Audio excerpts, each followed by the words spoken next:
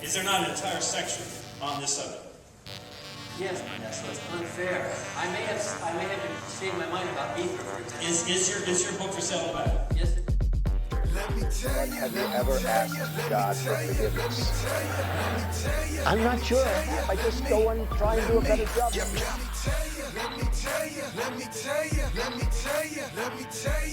Say it like you mean it. This is my Bible. Yo, Trey. What up? I got something to say.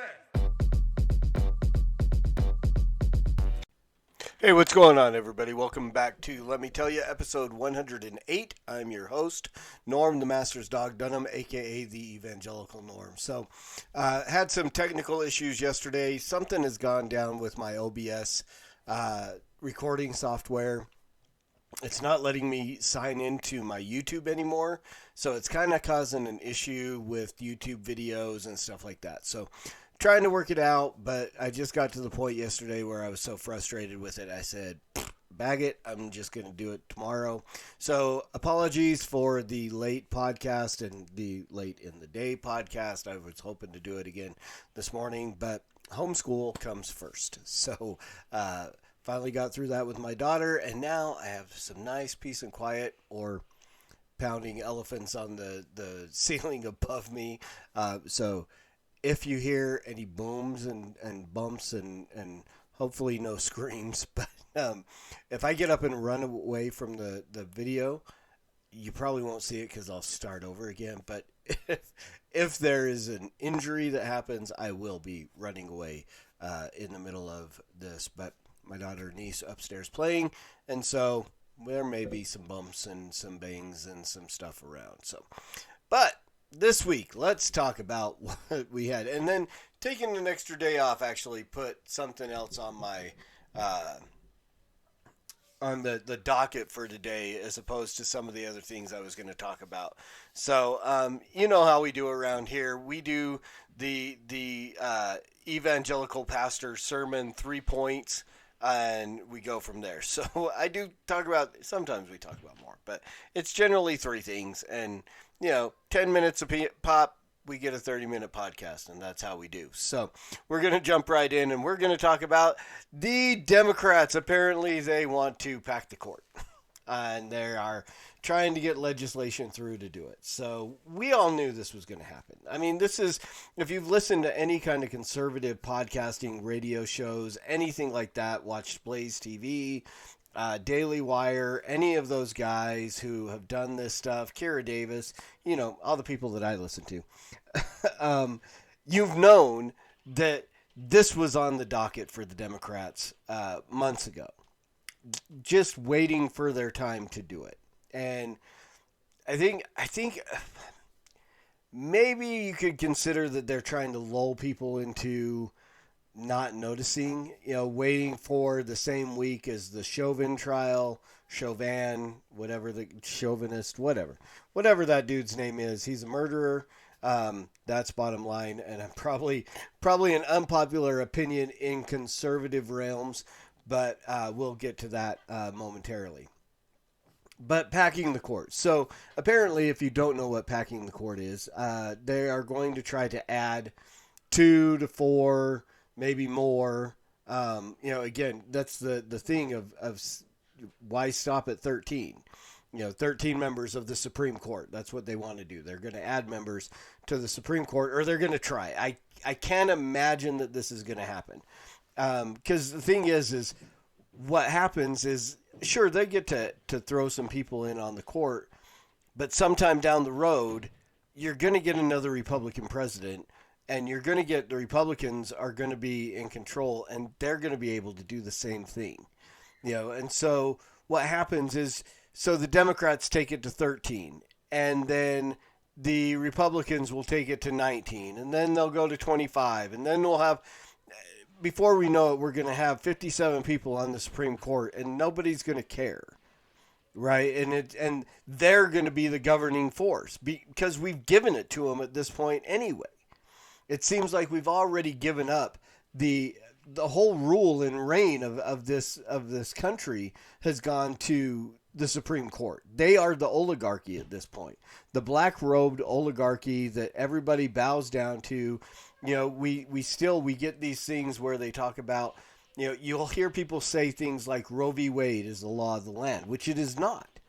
Roe v. Wade is an opinion. Roe v. Wade is the opinion of 7 or of 9 men. For those women who like to say men shouldn't have an opinion on abortion, Roe v. Wade is literally the opinion of 9 persons without uteri or uteruses, or however you pluralize uterus. And for all of you who think that, packing the court for overturning Roe, again, we have a majority of conservative appointed judges, which obviously John Roberts is no longer a conservative if he ever was one. But there were 7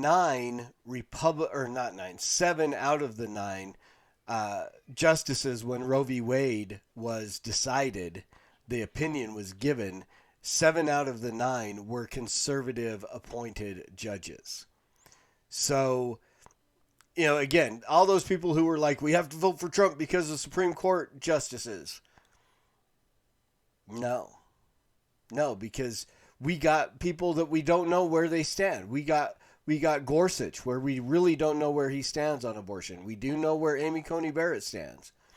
There's not a real solid, definitive stance for Kavanaugh either.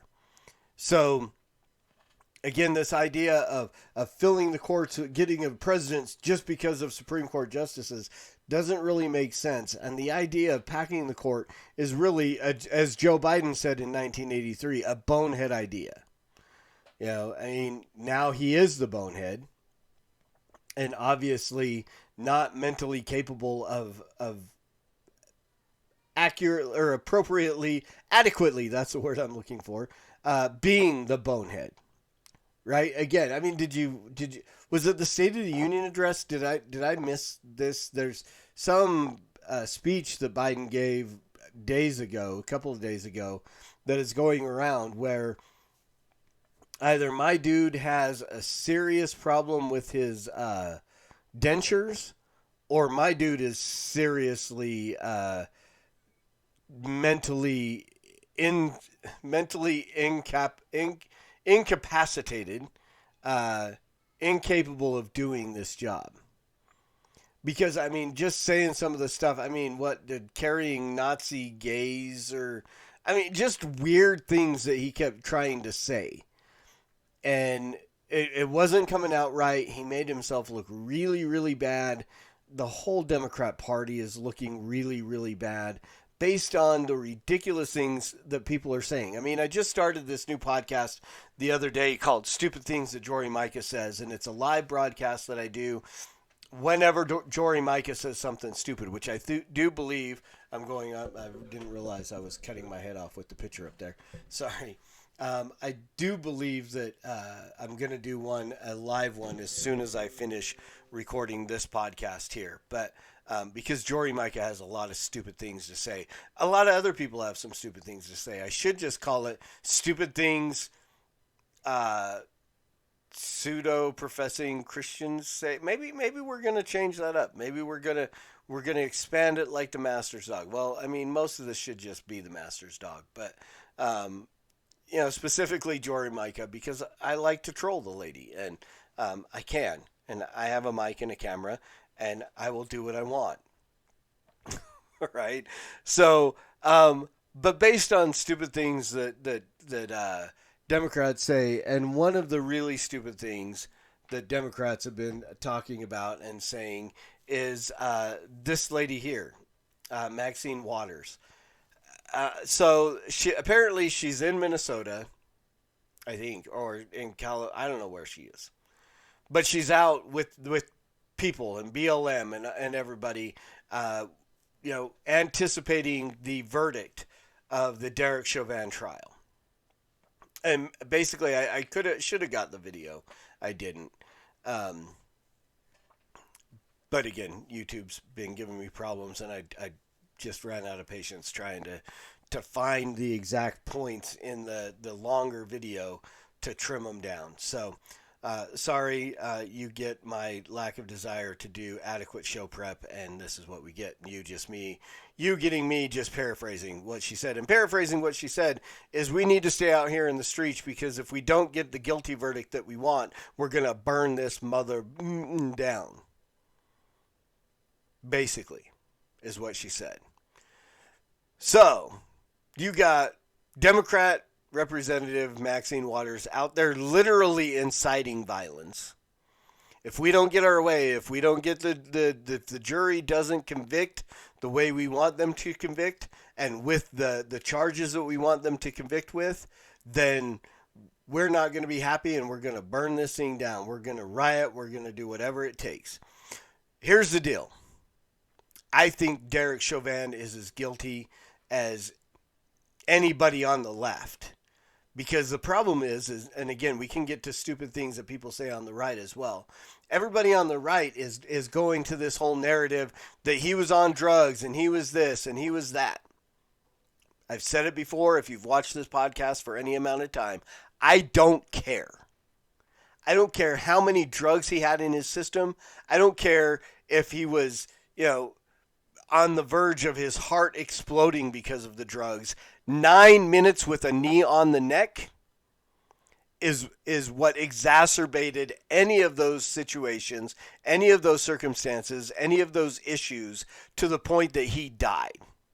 Because here's the deal. If he was overdosing on drugs, if he was doing any of these things, they had him handcuffed. There were 2 other officers on him. He was on the ground. He was incapacitated. He was not moving.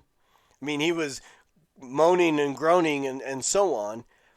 But if Derek Chauvin would have taken his freaking knee off of George Floyd's neck and got an ambulance there, all of the issues, the overdose, the drugs, the this and the anxiety and the whatever, blah, blah, blah, blah, blah, whatever reasons people are saying that George Floyd died and it wasn't Derek Chauvin, could have been dealt with medically if they had got him off the ground and got the freaking knee off of his neck.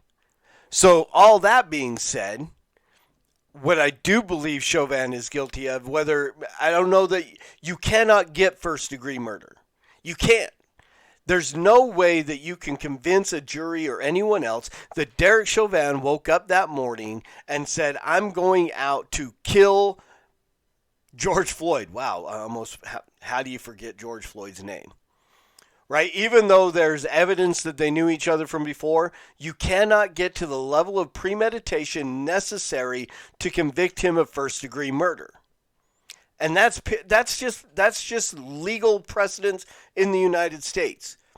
Third degree, second degree would be a stretch.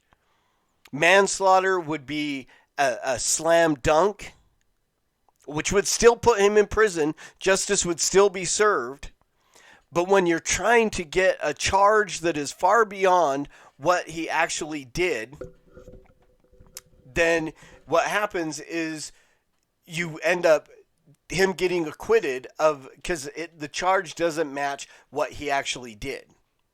Now, can they go back and retry him for manslaughter? I don't know the intricacies of double jeopardy that well to know that if they acquit him of first-degree murder, can they come back with a lesser charge? So I don't know. We'll see. But again, basically the judge even said, the defense attorney, because he went to the judge asking for a mistrial based on the things that Maxine Waters said. And the judge said, well, I'm not going to declare a mistrial, but what she said essentially gave you a really good grounds for appeal. So Maxine Waters is also a bonehead in the fact of what she said. Can we protest? Can there be upset? Can people be upset about if just the same as the, I can't remember all the names of the officers in the Rodney King, Brazinio, Kuhn, a couple other guys, be upset. I mean, those guys got off for what they did to Rodney King. And I was just as upset about that then as I am about George Floyd. I mean, at least Rodney lived, wasn't murdered in the street. But so be upset, but don't burn crap down. This is the other thing that just does not make sense to me.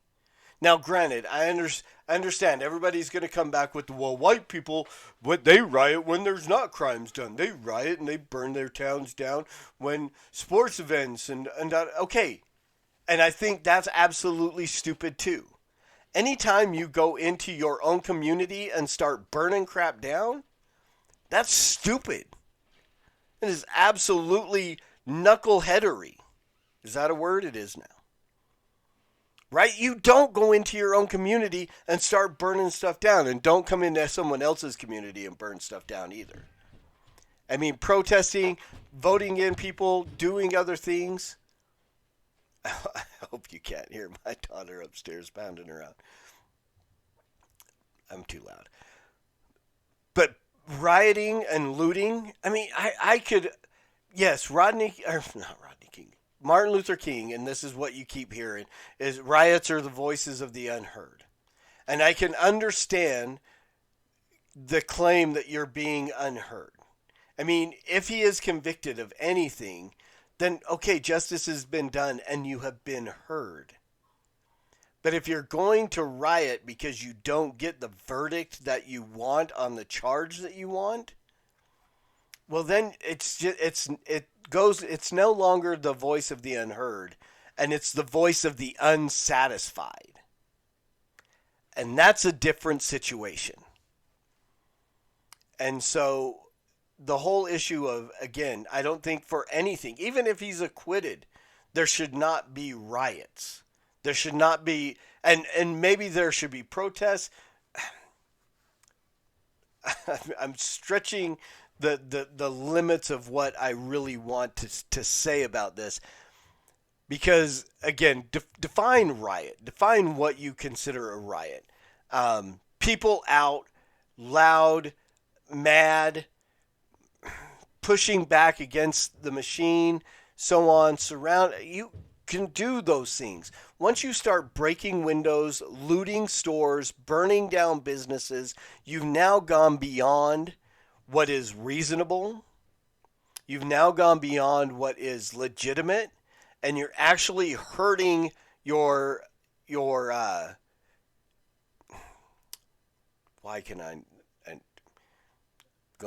I'm going the way of Joe Biden, y'all. I'm losing my mind. You're hurting your position. You're hurting your platform. Neither one of those are actually the words I want to say, but we'll go with them. There should not be rioting in the streets. There should not be looting. Should not be destruction of private property. I mean, if you want to go to police stations and surround police stations and shout and make your voices heard, fine. I mean, even if it's intimidating and stuff like that, once you cross the line into violence, and there's no way you can justify looting. There's no way in any way, shape, or form you can justify going into somebody's business, taking the things that they have and destroying their livelihood. Nobody at Target murdered Derek Chauvin or murdered George Floyd. Nobody at Walmart or Wendy's or the mom and pop shop down the street, the little old ladies dress store, the Foot Locker, none of those things, none of those people murdered George Floyd. To think that you can justify because of his death to go in there and steal and rob? No. No, not acceptable. Not even remotely sane. Not even remotely justifiable in any way, shape, or form. So am I anticipating this? Absolutely. Again, nothing that was surprising us months ago. We knew immediately when the video came out that with a trial and everything else, if he was not convicted, Minneapolis or Minnesota, whatever city it was in, I believe Minneapolis, was going to burn. Again. And there's no justification for the violence. I can absolutely, if it was just going, and that's the reason why I couldn't get down with any of the BLM protests. I mean, besides the whole issue of the platform of BLM, their beliefs, their list of core values, right, with LGBTQIA and destroying the nuclear family and blah blah blah blah blah. The fact that I knew they were going to become violent was the reason. I mean, I have no problem standing together with my brothers and sisters of color, whether that's, you know, Latino or black or Asian or whatever. I have no problem standing with them in protest of things like this that happen. But if I know it's going to become violent, no way. Not putting my support behind that. Just can't do it. I just can't do it. And speaking of things that are just absolutely insane, not this book, but get this book. The person that this book is about. I wanted to put up the picture of this book because for all 9 of the people who watch my podcast, I want to endorse this book publicly and say you need to go get this book. Steve Deace and Todd Erzin, who is his social media producer for his show, the Steve Deace Show on the Blaze Network. The one guy on the Blaze Network that I listen to quite a bit, Ali Stuckey, I listen to a bit. I can't get in. I loved Steven Crowder for a while, but I just can't with the language and the raw blue humor that is there. I can't. Sorry, Steven. If you happen to watch this, I just can't. I can't get down with that kind. I keep trying to get my wife to stop listening because she's listening to you while my daughter is asleep in the room and hearing the F-bombs and the this and the that and the whatever and the just off-color jokes that come out. And I'm like, please stop. Listen to somebody else. She listens to Steve and Allie and so on too. But I love the Blaze. I'm a subscriber and you know, but this book, Steve and Todd took, and they put it out on paperback to where it was very affordable. It's on a Kindle. I don't know if the Audible version is out yet, but it should be very soon. But you have to get this book because they take all the things, all the information, all the data, and basically break down and show you just exactly how insane Tony Fauci was, or is, still is, in everything that he said and did regarding this whole pandemic. And it was mostly all done wrong. Here's the deal, and I'll stand behind this. If we had ended lockdowns after the 15, 30, however many days, I mean, we're at a year and a month and plus of days to flatten the curve. Right? If we had done, okay, I was okay with doing 15 days to flatten the curve. I was down with that. I wasn't excited about it, but okay, if this is what we think is going to happen, but it should have stopped at the end of that 15 days, and we would have been out of this. We would have been herd immunity. Would more people have died? Maybe. There's no way you can say yes or no to that. You know, we never really saw an extreme overwhelming of the hospitals here in Utah. And the thing is, there's enough hospitals in Utah. If the ones in the big metro area, you know, Salt Lake City is our big metro area. If the University of Utah Hospital, LDS Hospital, St. Mark's Hospital, if those 3 big ones had been overwhelmed in any way, shape, or form, then we've got some smaller ones out there, you know, some that not many people want to go to. Not many people want to go to Pioneer Valley, I think is that the name of it. You know, but you've got McKay-D up here, and you've got Ogden Regional, and you've got hundreds of hospitals across this state that people can be transported to. And we could have filled them all up and never been overwhelmed in any way, shape, or form. But then, so there's no way to say how many more people would have died. But if more young people had got out and got it and got over it, 99.98% chance of surviving this virus, for the majority, the overwhelming majority of the population, probably 70% of the population at least. I mean, that's being generous with those who are 60 and over and those who have, pre-existing conditions that are the ones that were really vulnerable to this virus. Excuse me. We would have reached herd immunity in November and had Thanksgiving, Christmas, and all the things that should have been happening gone and done the right way. But everything, it's all in this book. Read this book, check it out. But Fauci screwed this whole thing up. And then this week, again, coming back to the whole thing of stupid things that people say. And again, I was trying to find the video and I couldn't find it on YouTube or whatever. And so basically I get to paraphrase. He's being questioned on an interview on, I don't know, whatever channel it was on. And she actually, for once, a reporter was really pushing him. But he basically said those of us on the right or the conservatives or whatever who don't want to wear masks and don't want to be vaccinated, he's like, it's like they don't want, but it doesn't even make sense. It's like they don't want to be vaccinated so they cannot wear masks, and then they don't want to wear masks and they're not, and it's like, here's the deal, dude. You're already earlier in the interview. You told us even getting vaccinated, we weren't going to be able to get rid of masks and go back to normal.